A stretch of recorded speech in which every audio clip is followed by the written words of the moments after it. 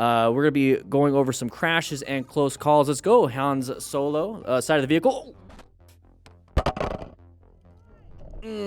So side of the vehicle, this person cut out in front of this person. That person actually did a great job with an evasive maneuver. We're going to have to pause this one and go right back into it.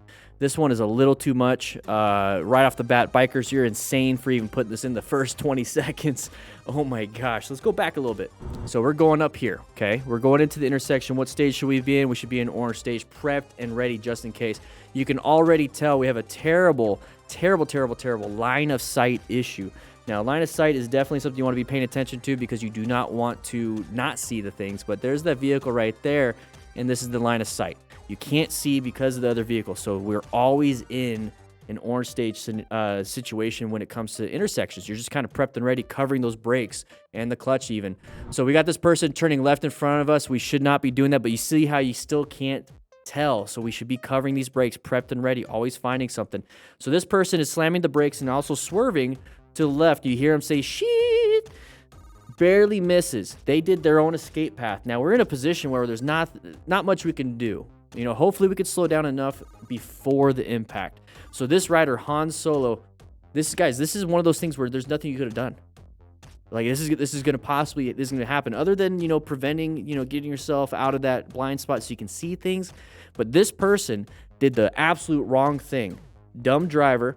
And look at this. We're going to go ahead and impact into this area. Now, this is going to be a really hard impact. There's only a driver, and it looks like a passenger here, nobody in the front. So thankfully, when we do impact, there's not going to be a bunch of compartment intrusion, which is going to cause a lot of injuries to the passengers. But once again, we're concerned about ourselves. So frontal impact, possible pelvic injuries, skier's thumb, broken legs, basically everything. This is a full body trauma system, traumatic brain injury.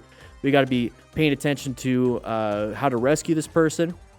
But here's a lot of the injury symptoms.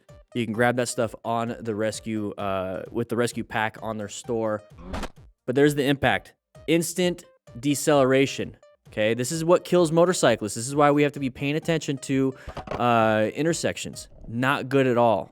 Couldn't do anything. Not enough time to react. Not enough time anything. So this is why we wear full gear. Because hopefully our helmet will prevent a massive traumatic brain injury. You're still going to get a traumatic brain injury here. You're going to hit your head, and your brain's going to go back and forth, coup contra coup. It's going to hit the front, hit the back, hit the front again in this situation. They got airbags. Look how quick that instantly went up. So this rider is going to be in a lot of pain. I'm unsure of what happened to him after the fact. You know, I don't know if he's doing bad, doing well.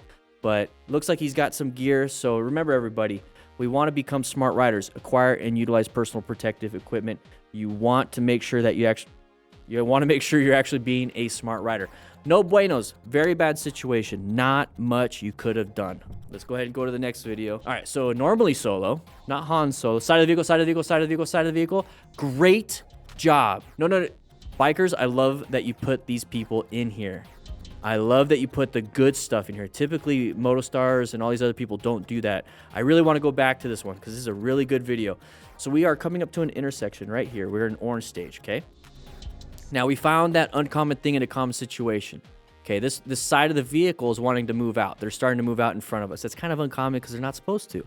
So what we look for when we're riding are patterns. You see the side of the vehicle. This is the back of the vehicle.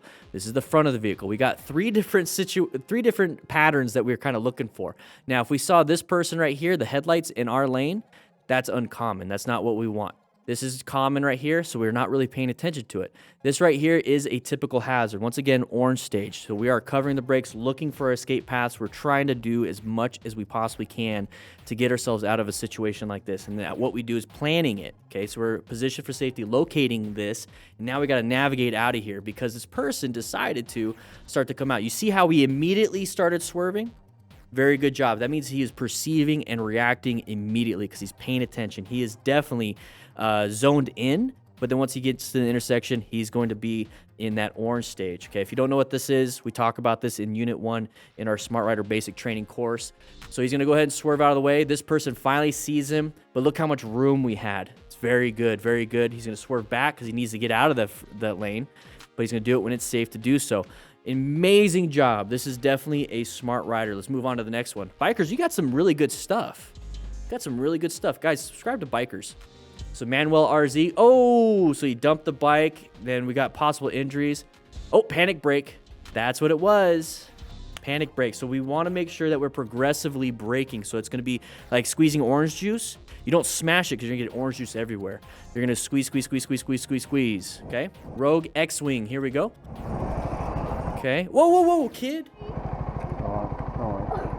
Great job on the progressive braking. Typically, people will just panic brake and dump the bike. Okay, he did a good job, or this rider did a good job.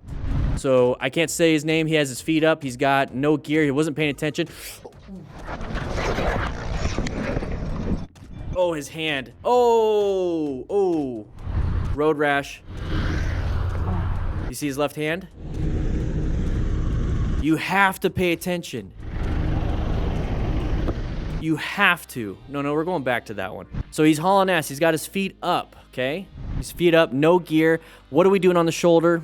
Don't know. This is our only spot right here. We're not doing a good job. We're not in the actual road to where we can actually maneuver. There's no escape path to the right. We only have forward. So this is basically all we can do, or decelerate. So this is called braking right there, deceleration. Well, if we're hauling ass, we're going to have a terrible time because we don't have good total stopping distance. You know, we have to perceive, react, but then braking. Faster you go, the longer the braking distance is, okay? So here we go. We're going to get up to here. He's going to do a head check, but it's too late. We're not even slowing down. He doesn't want to slow down. He wants to speed up. He wants to keep going fast, and this is the problem that I see a lot of new motorcycle riders going into. So there's nothing here. It's closing. The gap is closing. I would actually move and try to go for the right with the grass. I'd rather hit grass than a vehicle. So he's going to get up to here, and there's his right hand and his feet and his leg. There's that hand getting smashed. Now, gloves aren't going to really protect you too much in this situation, but they do have knuckle protection. And then he's going to go ahead and go down. So he's going to get road rash. And there is the legs and pants ripping up. So when you have motorcycle-specific gear, you have reinforced stitching, Kevlar. If it's leathers, it's reinforced stitched. But that right there instantly tore. Now your skin is exposed. So anytime you hit the ground, boom, ripped off, boom, ripped off, boom, ripped off, boom, ripped off.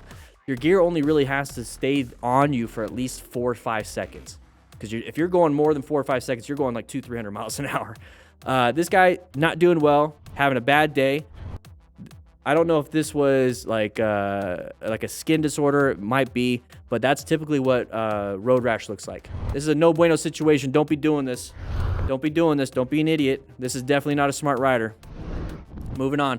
All right, so AZ Scoots. Okay, this must be in Arizona. Watch out, merging issue. Good job with the progressive braking. Bikers, I really, really like your videos, man. Good stuff.